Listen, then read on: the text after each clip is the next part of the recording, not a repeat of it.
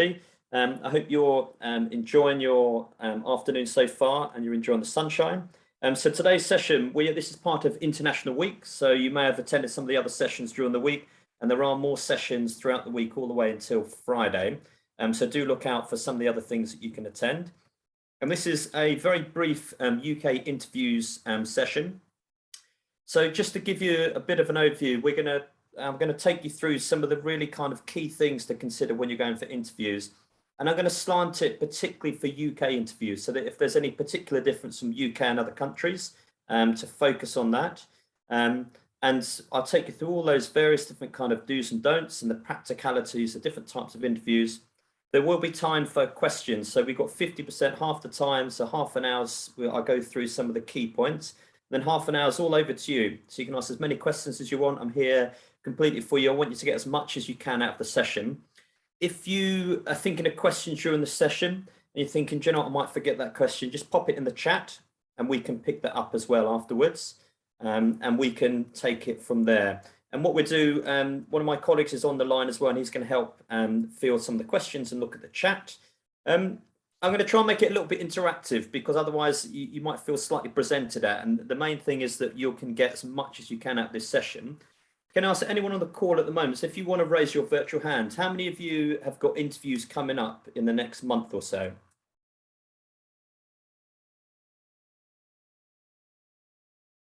Raise your hand. Fantastic. Thanks, Alivan.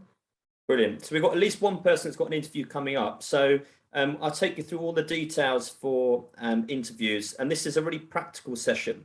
So it gives you all the kind of really practical things you can do to help yourself absolutely ace your interviews, so you can absolutely do your best. And at the end of the interview, the purpose of the interview, of course, is to secure the job that you applied for. So that's what we're aiming to do today. So what we're going to cover today, so there's three key areas that we're going to cover. So first of all, we're going to look at what type of interview it will be. For those of you who got an interview confirmed already, you should have been given information as to the format of the interview, so to help you prepare. If you haven't got any interviews, and obviously you're applying for either placements or permanent jobs or even part-time jobs. So this session's open to absolutely everybody, undergraduates and postgraduates. This will give you an indication of, how you can prepare for some of those interviews and the sort of types of interviews. We're going to look at preparation strategies, some of the key tips to do, things to do before you go to your interview, and then look at some questions. So how can you prepare? How can you practice some of those questions and anticipate some of those questions you may get asked?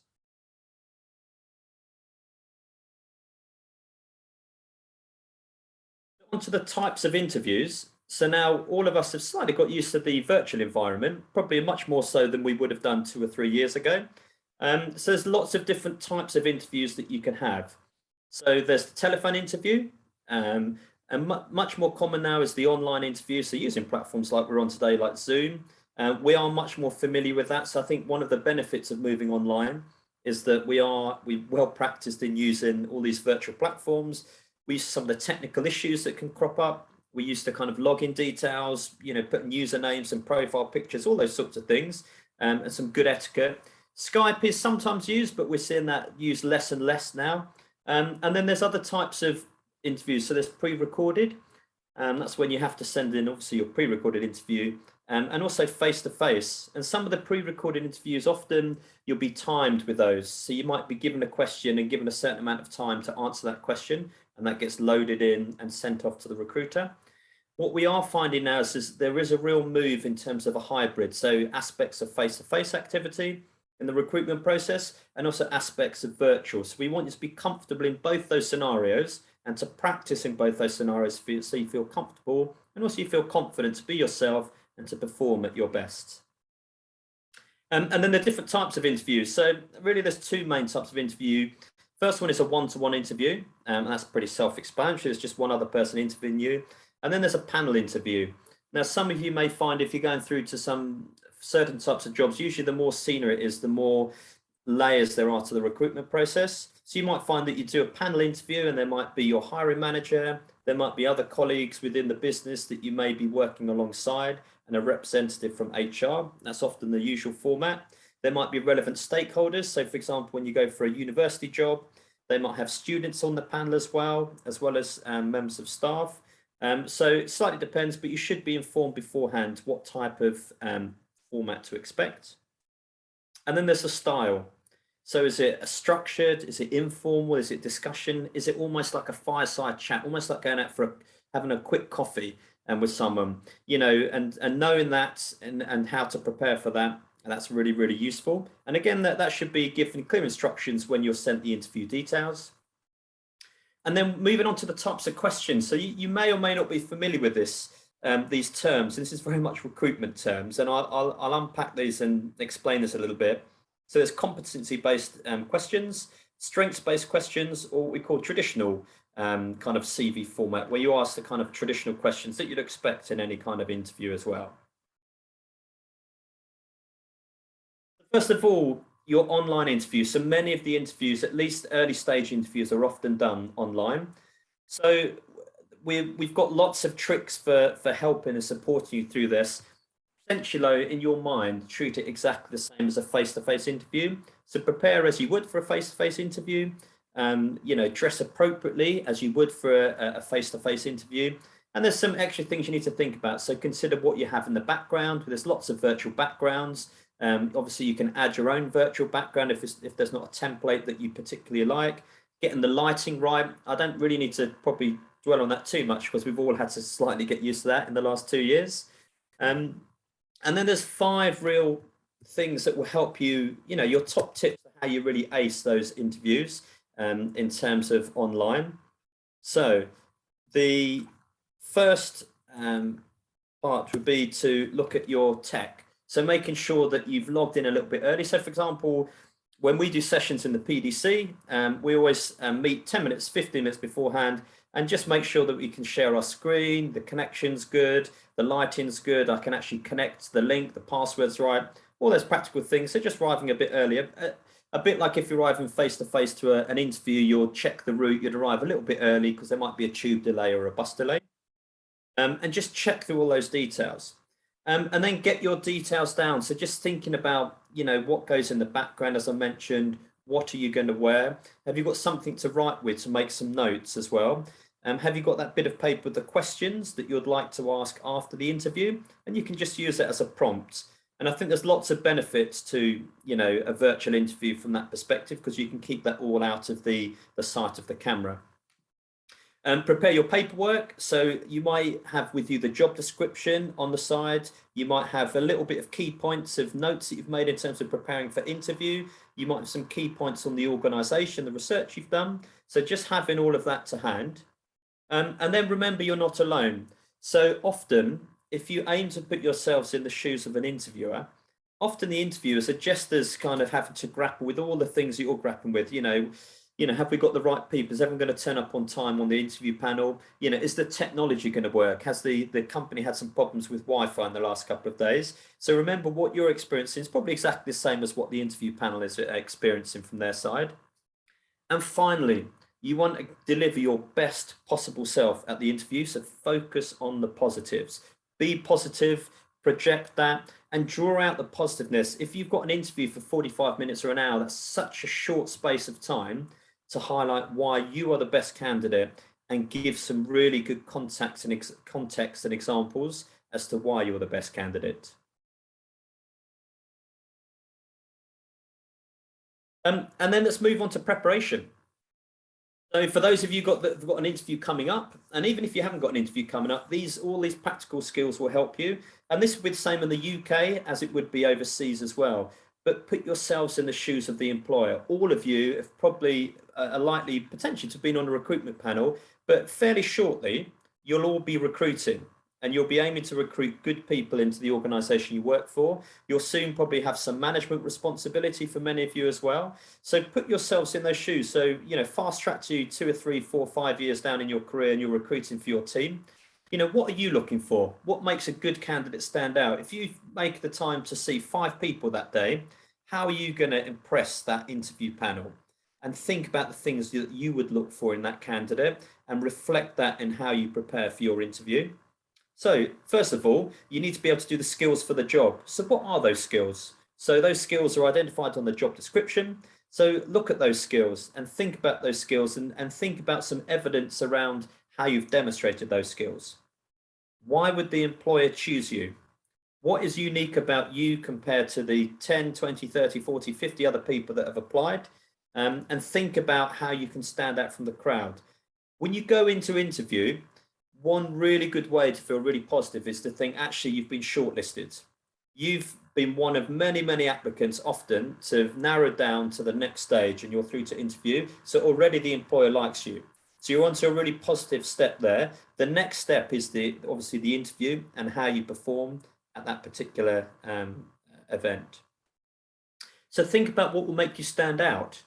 You know, what makes you different from everybody else? What evidence can you show of the kind of key things that they're looking for, the core competencies? And can you back it up with really good evidence and those examples? How are you going to meet their needs? How will you solve their business problem? So often when you go into any organization, there'll be all sorts of challenges, and problems are a matter of everyday kind of work, and just your approach to how you resolve those, and your experience of doing that. And again, it goes back to evidence. Can you evidence how you've resolved a problem? When we talked about having documents with you, always have your CV with you and do read it before your interview.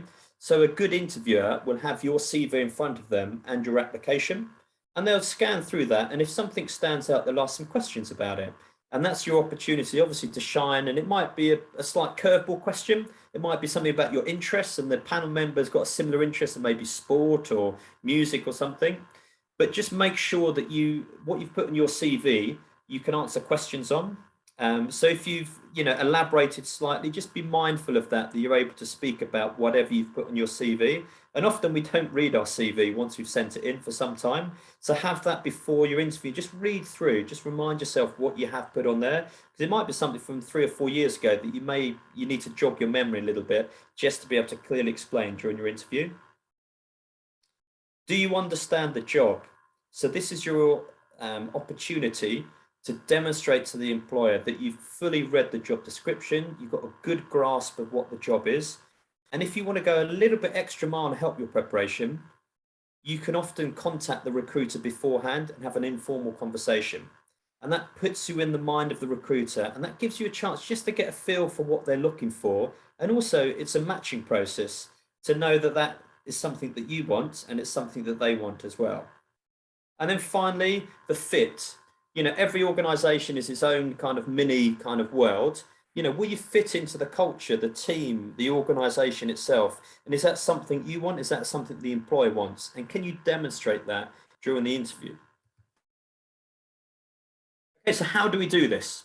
Okay, so there's 2 different ways. So first of all, you need to think about your own skills. So you need to be able to reflect on your skills. So from wherever you've got them. So it could be obviously your course, be probably the biggest thing. You may have got an internship or some placements. And even if you haven't got an internship or placements, you may have done some part-time work, some volunteering, thinking about those skills you developed. You may do some extracurricular activity. Maybe a class representative, you may be involved in the students' union, all those things where you're exercising a whole range of different skills and that you've gone above and beyond to do yourself.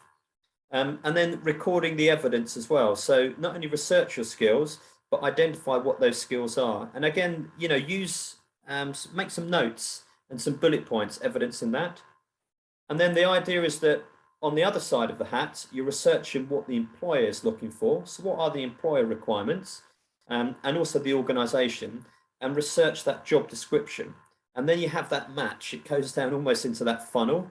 And you've got that examples of, great, I've got the skills. How do they match and tailor to the job, and draw those together? A bit like when you're tailoring your CV, you'll tailor it for that particular job.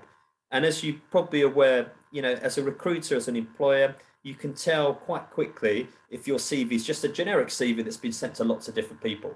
The more time and effort you put in, the more impressed the employer is, because they know that's the sort of skills you would bring to the organization as well.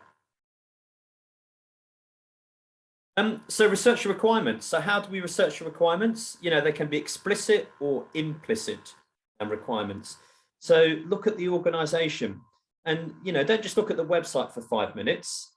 Dig a little bit deeper. There's so many different sources of information. So you can look at their social media feed. They might have a LinkedIn page, Twitter, Instagram, depending on the nature of the business. What's going on with that organization at the moment? Have they been in the news recently if you Googled them? And if so, why? Are you aware of some of the things they've been developing? And can you talk about that and get a flavor for exactly some of the things that they're doing? Do you know who their clients are? Who are their customers? Who are their competitors? So if they're competing with other organizations, what is, if you like, their USP? It's not always a great acronym to use, but what's unique? What's their unique selling point about their organization? And is that something that you could bring and add benefit to? And what's the culture like at the company? What are the values? Is it the type of organization that match your values? And do you understand the core values and culture of the organization?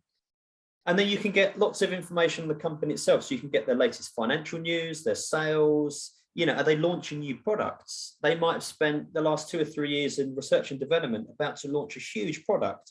If you can be aware of that as a recruitment panel, you're quite impressed by that because it shows that you've done your homework. And again, how you prepare for the interview mimics exactly how potentially you could perform in your role, because it shows the amount of time and effort you've put in there is the time and effort you put into your job as well. So it's a really good indication. When you go into an interview, you don't just want to kind of, get through it. You want to wow people within that. And, you have to only be the number one candidate. You want to be the one person that stands out of all the people they see that day.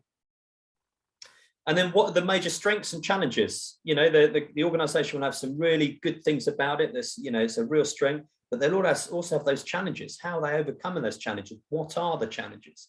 If you can demonstrate that awareness, that shows that kind of deeper insight into the organization. So focus, it comes down to tailoring. So looking at what the recruiter wants to know, not on what you want to recount.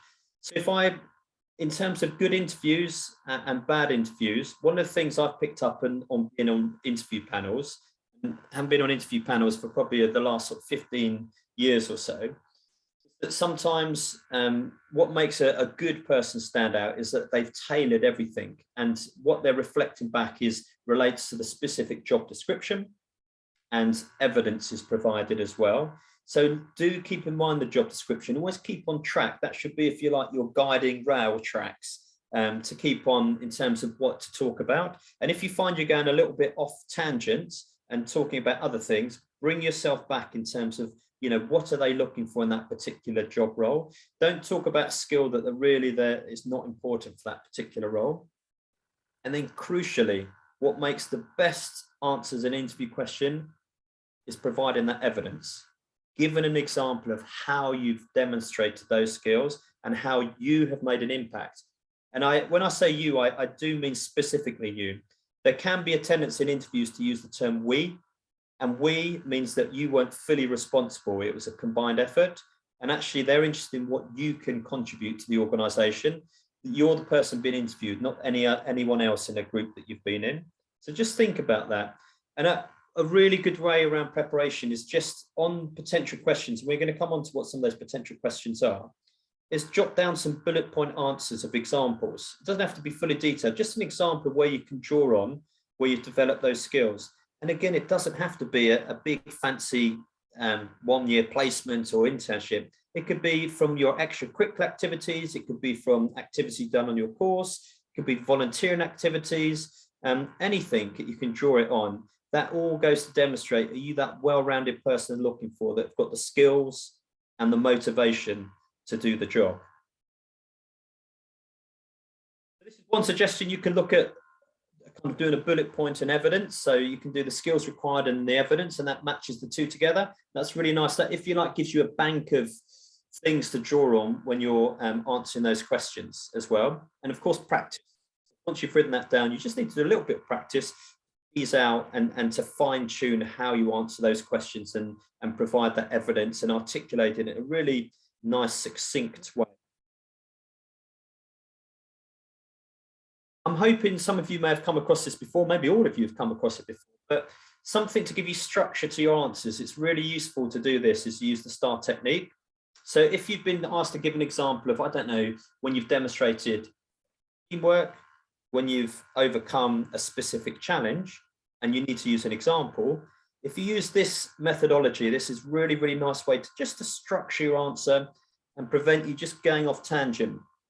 Generally, before an interview, you'll be nervous, and that's really good. Nerves give you that little bit of adrenaline and just get you to perform at your optimum as well. So nerves are a bit of a privilege to have beforehand. But it can do one of two things off the nerves. One, it can make you quite quiet and withdrawn, or the other side, it can make you very talkative and not really knowing when to stop. And you want that nice balance in between where you can give a succinct answer, answer the question, and have a structured answer. So this provides that structure, that situation. So what was the situation? What was the actual specific task that you were doing? What was the action that you put in? And then crucially, what was the result? What was the result and what was the impact of what you've done?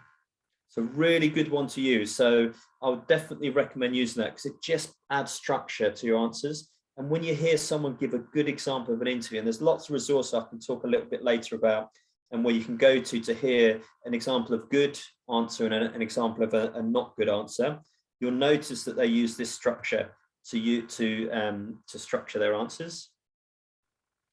So at the interview, some general etiquette, and don't forget you're in a professional situation. Any good interview, an interviewer panel or interviewer, his aim is to put you at ease, because when you're put at ease, you're going to perform quite naturally.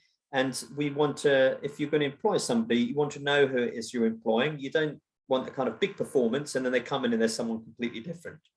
So it's in their interest to make you feel at ease and be yourself in the interview. That's the most important thing, is to be yourself, but that still means being professional. So answering the questions you've been asked.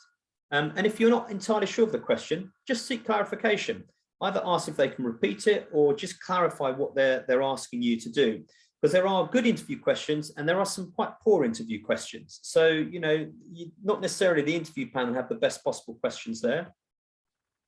Listen to what the interviewers are saying. Don't interrupt. Again, that's just good etiquette, to be able to listen and know when to speak. And picking up your body language. 90% of communication is done through body language. So think about, you know, are you using your hands? Are you smiling? Are you making eye contact? Are you looking right down at notes and haven't looked at the screen for a couple of minutes? And then some really obvious things. Be enthusiastic. You don't have to kind of jump around, but show that you're interested in the job, you're motivated, you're enthusiastic, and be positive. You've got such a short space of time to showcase exactly what you've got to offer that employer and why you are the best person for the job compared to the other 4 or 5 people they may be interviewing that day. General questions. So, and there's lots of resources I can share with you about general questions. Usually the first question is, why do you want the job? And that focuses really on your motivation. So what's motivated you to apply for this job? Why did you choose your degree subject? Where did that interest come from? And what did you get out of your course? You know, what were your key learnings from your course? And then, as I mentioned, why do you want to work for us? And that's a bit about the organization, but also about the job as well. Showing your self-awareness, knowing what your strengths are. Can you identify what your key strengths are? And also your weaknesses. No one's going to be good at everything, but how you address your weaknesses. How do you address your weaknesses and seek to kind of upskill so that those weaknesses aren't kind of have a negative impact in terms of your role? Think about what your greatest achievement is. And that tells a lot about that individual. It says what's important to you and what you feel you've achieved. And then, of course, talking about work experience, any relevant experience that's kind of particular. And then coming on to the types of questions. The most usual type of questions is based questions. And this usually draws on examples of what you've done beforehand. So can you give me an example of blah, blah, blah. So when you've worked as part of a team, when you've been in a challenging situation, when you've demonstrated leadership skills, just thinking of those evidence-based things. And that draws back to, we mentioned those bullet points, keeping those bullet points of those really nice examples when you've demonstrated those skills or those kind of general kind of transferable and soft skills as well. Describe a situation where you brought about change by thinking of a new way of doing things. Describe a problem you faced and how you solved it. Really practical, using the STAR technique would be a great way to just structure those particular answers. Strengths-based questions have become popular really in the last 5, 6, 7 years. And really there's a psychology behind these which focuses on your potential. So when you've been at university, if you haven't had a chance to work for a certain period of time, after you may have been in university and done some part-time jobs, maybe got some work experience, not a huge amount, you're never going to have lots and lots of things to draw on to talk about your experience because you're at the start of your career. So strengths-based questions are designed to spot potential. So even if you don't have the skills, someone with potential could easily be trained up and actually be one of the best performers in the organization. So these questions are designed to tease out a little bit about what makes you who you are, what makes you tick, and what potential would you have for the organization, knowing that you won't be the complete finished product, have every single skill that you need to do the job, but you can be taught that. You can't be taught potential. So some questions they might ask, here's some examples of what do you enjoy doing in your spare time? Tell me about something you're particularly proud of. So these are starting to draw on things. Again, it's not necessarily to do with your work experience. You can draw on anything. It might be a family moment. It might be, extracurricular, as I said, music, sport, drama. It could be, some volunteering, some fundraising that you did. Thinking of all those things, you might be a competitive at sport and you might have won a cup or a league. You might play football, rugby, whatever it is that you may have done, cricket. Thinking of those things. When would your friends and family say you're at your happiest? So thinking about, when you find your flow, and tell me about an activity or task that comes easily to you. So, all those kind of particularly practical things. So prepare for both types of interview. And, the more interviews you do, the more practice you get and the more at ease you feel as well. And then if you like some curveballs, so every interview is going to be slightly different. But I've just put up a couple of, a few questions that big organizations have asked. And you might query why they're asking these questions. And sometimes there's no logic at all. It's just a little bit to add a little bit of color to the interview. But sometimes there is some logic behind it. So for example, Google the first question, how many cows are there in the UK?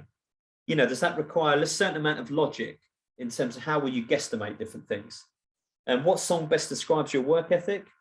And then the little lift moments, if Jeff Bezos walks into your office and offers you £1 million to launch your best idea, what would it be? Have you ever stolen a pen from work? There's some slightly quirky ones. So don't overthink those sorts of things. And you can just be a bit spur of the moment. They're not really designed to tell you anything huge, but just give you a bit of a snapshot about you. And then what can you ask? So when you go to any interview, usually the last thing they do at an interview is they say, right, it's over to you now.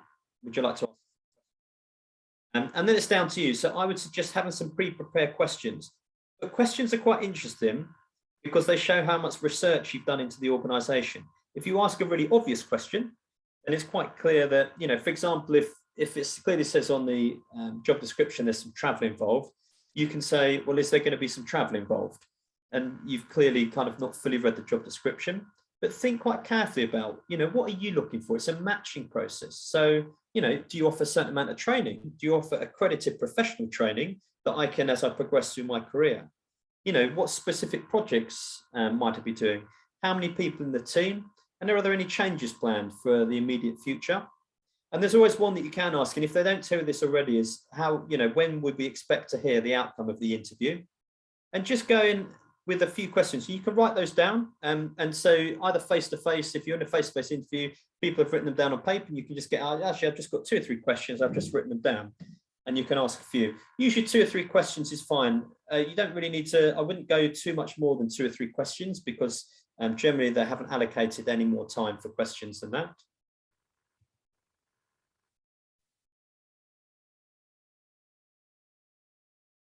And then after the interview, remember, general etiquette and good manners go a very long way. And I think there's a cultural thing in the UK with, general kind of manners and professionalism as well. Like in many countries, but it's really kind of appreciated. So afterwards, really nice little touches go a long way, because it says a lot about you as an individual, and that's the sort of individual you'd like in your organization. It's just sending a thank you email, thanking them for the opportunity for the interview. It's polite, it's quite nice. It can put a smile on the face. You know, if you're an interview panel and you're doing it from 9 to 5 and then deliberations, quite a long day. And crucially, ask for feedback. Now, you won't always get it, but ask for feedback. And if you're not offered the job, once you've heard the news and you haven't been offered the job, there might be a bit of a emotive reaction. You might need a couple of days just to digest that, and then be ready to look at the feedback. And feedback is golden, absolutely golden if it's constructive. And that's something you can work on. If you have no feedback, it's very difficult to work on. But look at the feedback, reflect on that, and you may or may not agree with that. But you'll start to see some consistencies in feedback once you start going for more and more interviews. And what things do I need to tweak, maybe improve on slightly? What do I do more of? What do I do less of? There's some examples of feedback. Your self-marketing was poor, so maybe it didn't come across as positive enough. You did not elaborate, so maybe your answers were too short. Sometimes they can either be too short or too long. Bit dull, wasn't very enthusiastic, maybe a bit slouchy like this, the young boy in the picture. So remember, positive, enthusiastic. Eye contact, that language, you know, we want to, and especially if it's online, you have to work a little bit harder at the body language, because you don't have so many social cues. You've got people on a screen. Couldn't discuss items on their application, so you may put things in your application, your CV, that you really couldn't talk much more about. And do your research. It's so easy to do your research, spending a couple of hours researching the organization into a little bit of depth. But it clearly comes across if you've done it or haven't done it. It's a bit like doing your homework. You can quite clearly see if you've done it or not done it. And then the other extreme is did not elaborate, was speak too much. So think about, be self-aware. You know yourself best. You know, get that balance between good, structured, comprehensive answer that's not talking too much, but not too short. And then in terms of next steps, so for all of you, I hope that's given you a real whistle-stop tour. It's just some of the points in there to think about. And I can share the slides. We can share the slides after this. So you'll have all those details on there, including these links. Practical things. Those of you who've got an interview coming up, book an appointment to come and see your careers consultant. If it's for a placement, go and do that with your placement advisor. Practice makes perfect. We can do all the research, but until you practice all your preparation, that's when the real kind of fine tuning comes. Lots and lots of resources, lots of information about interviews. I'll put some links there. If you want some ideas of further questions, there's a few links there. And within the PDC, we're gradually building up our bank of kind of platforms to help you in all different stages of the recruitment process. So we've got Sonru, where you can practice video interviews and record yourself and be able to watch back. We've just subscribed to eCareers Grad, which gives videos of good practice and poor practice at various different interview stages, but also speak to your careers consultant as well. So that is a whistle-stop tour. So I'll stop sharing my screen now as well. And then I'm aware that the chat's just, we've had some things on the chat as well. Let's just have a look.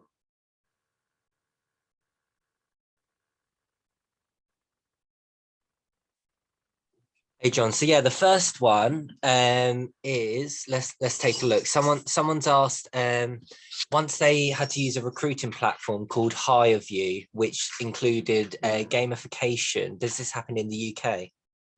It does, yeah. So gamification became quite popular about 5 or 6 years ago, and some organisations do use gamification.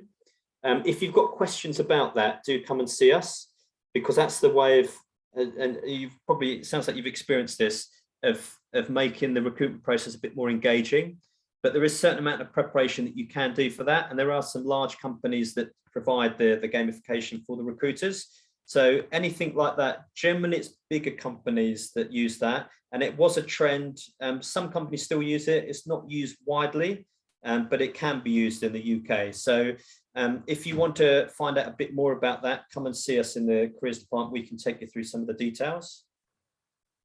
And that expands to them saying they used something called Pymetrics. What's the best way to approach these?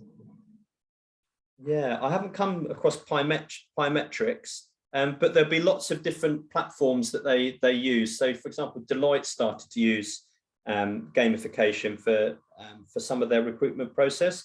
So there's a number of different companies out there. What I would suggest, we've got links with lots of recruiters. So if it's a larger recruiter, we may have a bit of insight into potentially what the recruitment process is. But again, if you've got through to a certain stage and the online stage is asking, there's gamification aspects, come and see one of the careers consultants, book in, and we can do some research with you and find out how you can best prepare for that as well. Great stuff. Could you expand a little bit on implicit requirements? So there's explicit and implicit.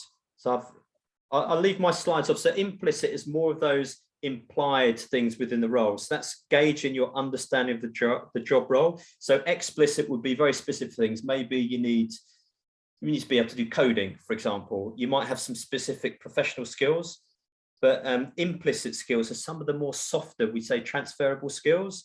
So it might be needing to influence, negotiation skills, some of those sorts of things. And they should be quite clearly listed within the job description and person specification. So I'd definitely recommend when you're going through the job description and person specification, do just put those bullet points underneath each of those. And it's a really good way, practical way, is under the bullet point, give some examples of where you've demonstrated those skills.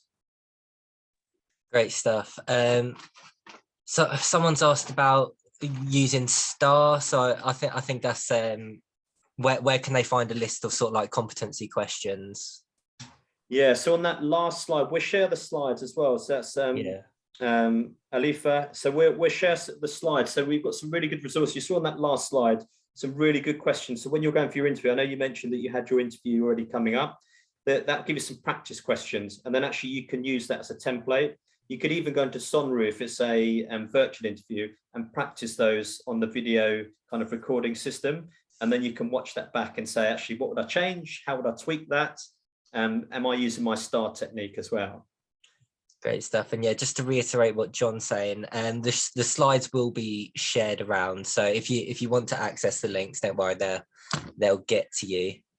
I think there's one last question, unless any come in. But Tanvi asked about wanting to know the job perspectives in the UK after completion of a data science and analytics course. So thank you very much, Tanvi. Very, very good question. So depending on your course, what I would suggest to do, it completely depends on which course you've done and the area that you'd like to get into within your sector. So within data science, there's a whole range of different things you could go into. And there's a number of kind of dependent factors, what sort of work experience you've got, all those sorts of different things. What I would suggest is the first step is come and book in and start that discussion with one of our careers advisors. I think data science is a huge field. There's a lot of opportunities in that. So I think, first of all, it's a great sector to be in, and there's lots of opportunities. If you're an international student, obviously there's the 2-year working visa as well. So there's great opportunities in terms of working within the UK. But do book into one of our careers, see one of our careers advisors, and we can just start to help you in terms of navigating your approach to the job market. Just seeing if there's any more, Connor, as well. No, that's it for the time being. Just to reiterate for Donovan's question, everything will be shared round afterwards at a point later in the week, hopefully, with all the links and that being shared along with it. But other than that, I think you're done for now. What I'll do, if you want to take a screenshot, I've just shared my screen again. So that's the list of resources. That's a couple of people have requested that. So if you'd like to take a screenshot of that, as I said, Connor, we'll be able to signpost you and send through all the slides. But I think this is, for those of you who've got interviews coming up really, really quickly, have a look. If you look on the last point, there'll be links on our website to these, to Sonru and to eCareers Grad. So that's something before you book in your appointment with your careers advisor. Once you've booked it, if it's a mock interview, you can use some things, you can be doing things yourself to prepare while you're waiting to see the careers advisor, so that you go in. And crucially, what I'd like all of you to do, feedback is absolutely golden, and practice. So prepare, have a mock interview with our team, and they will just give you that really nice feedback. And all the little things, the little kind of mistakes that it's really easy to make, we want you to make those with us in that kind of, if you like, safe environment. And we can feed that back to you in a really good, constructive way. You can say, great, I'm going to tweak that, I'm going to tweak that, I'm going to do that, I'm not going to do that. And then when you get ready for your interview, you've got your best possible chance of succeeding. You know, we want you to land that job as well. But just on one condition, we'd love you to tell us, if you do land the job, do let us know, because we love to hear, you know, how you're all progressing. Definitely. Just to let everyone know, for those of you who are expecting the recording and slides, they may not come from me. They may come from my colleague Diana. So do keep an eye out for either my name or Diana's name, as that will be the email with what you're looking for in it. Great. If you have any more questions, pop them in the chat. We've got the careers email address there as well. So, you know, have a kind of an email from them. If you want to book an appointment, you just do it online. So if you just put careers appointments, Brunel University PDC, that link will come up straight away. If you just go to the PDC, brunel.ac.uk/PDC, actually, we've got that link right at the top there. Look at that. You can just click straight on that, and that'll go straight through to our page. You can click online. We do appointments face-to-face and virtual, so it's actually quite nice. So if you've got a face-to-face interview, you can come in physically to see us and have that as a mock interview. If you've got a virtual interview, we can do it over Teams as well, so that you can practice exactly what your interview is going to be, whichever platform it's on. So I think that's everything. So thank you very much. It's been great being able to speak with you all as well. And as I said, come and see us. And you know, I keep all my fingers crossed for you. Practice, and come and see us. Use every single resource to make sure that you've got the best possible chance of landing that job. Oh, we got one question right at the death before everyone leaves. Oh, yes, yeah. And it's about having notes in a video interview. So I would say do what you feel comfortable with. So based on what we've spoken about, the biggest thing is to have that rapport. So when you're in an interview, when you know you've had a really good interview, you walk out that interview thinking, actually, we really clicked. I managed, it was fairly easy to talk, explain the answers to my questions. I got on quite well with the interview panel. You know, people like working with people that they can get on with as well. So it's fine to have notes, as long as it doesn't mean that you're just you're too much away from the screen for too much of the time. So generally, if you've prepared really, really well, glance at notes every now and then, but don't have notes that you feel you have to look at all the time, because it would just take away from, your performance in the interview. And actually, if you prepared really, really well, your notes should just be almost just a bit of security, if you like, just there. If I need to glance them, I can, but you don't want to hear ruffling in the background constantly as you're flicking from page to page to page. You want to make that eye contact, know that you've prepared and you know what you're talking about, and be able to, make that eye contact, which is crucial. Great stuff. I think that might be it for now. Yeah, well, do look out for the other sessions on the International Week as well. And as I said, we look forward to seeing you at the PDC very, very soon. And thanks very much for attending. And hopefully you might have some chance to see a bit of the sunshine a bit later and enjoy yourself.